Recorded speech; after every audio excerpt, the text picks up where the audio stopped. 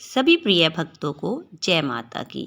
तो हम चलिए जानते हैं शारदीय नवरात्रि 2023 कलश स्थापना का शुभ मुहूर्त कब है। नवरात्रि के पहले दिन शुभ मुहूर्त को ध्यान में रखते हुए कलश स्थापना की जाती है और फिर 9 दिनों तक लगातार देवी आराधना का पर्व मनाया जाता है। इस साल 15 अक्टूबर को शारदीय नवरात्रि शुरू होने जा रहा है और इस दिन सुबह 11:44 से लेकर दोपहर 12:30 तक कलश स्थापना का सबसे अच्छा मुहूर्त है। शास्त्रों के अनुसार शुभ मुहूर्त में किया गया कार्य और पूजा अनुष्ठान हमेशा ही सफल होता है।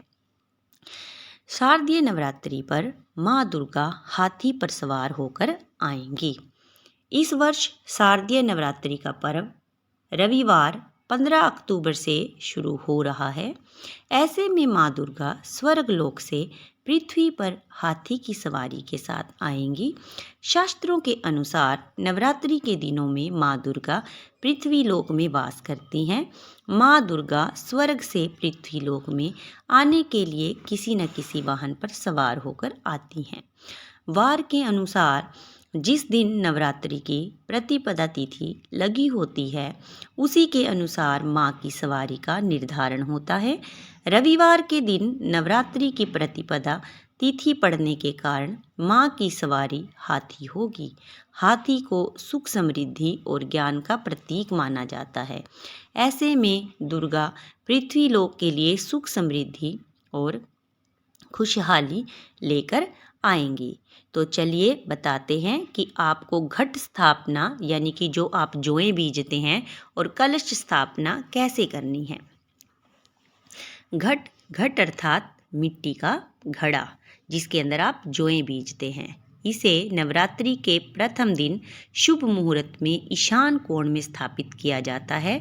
घट में पहले थोड़ी सी मिट्टी डालें और फिर जौ डालें, फिर एक परत मिट्टी की बिछा दें, एक बार फिर जौ डालें, फिर से मिट्टी की परत बिछाएं। अब इस पर जल का छिड़काव करें।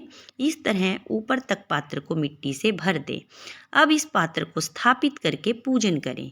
जहां घट स्थापित करना है वहां एक पाट रखें और उस पर साफ लाल कपड़ा बिछाकर फिर उस पर घट स्थापित करें। घट पर रोली या चंदन से स्वास्तिक बनाएं। घट के गले में मोली बांधें और अब उस घट के ऊपर आपको कलश स्थापित करना है। एक तांबे के कलश में जल भरें और उसके ऊपरी भाग पर नाड़ा यानी परांदा बांधकर उसे उस मिट्टी के पात्र अर्थात घट के ऊपर रखें। अब कलश के ऊपर पत्ते रखें। पत्तों के बीच में नाड़ा बंधा हुआ नारियल लाल कपड़े में लपेटकर रखें। अब घट और कलश की पूजा करें। फल, मिठाई, प्रसाद आदि घट के आसपास रखें। इसके बाद गणेश वंदना करें और फिर देवी का आवाहन करें। अब देवी देवताओं का आवाहन करते हुए प्रार्थना करें कि हे समस्त देवी देवता, आप सभी 9 दिन के लिए कृपया कलश में विराजमान हों। आवाहन करने के बाद ये मानते हुए कि सभी देवतागण कलश में विराजमान हैं, कलश की पूजा करें। कलश को टीका करें, अक्षत चढ़ाएं, फूल माला अर्पित करें, इत्र अर्पित करें, नैवेद्य यानी फल मिठाई आदि अर्पित करें।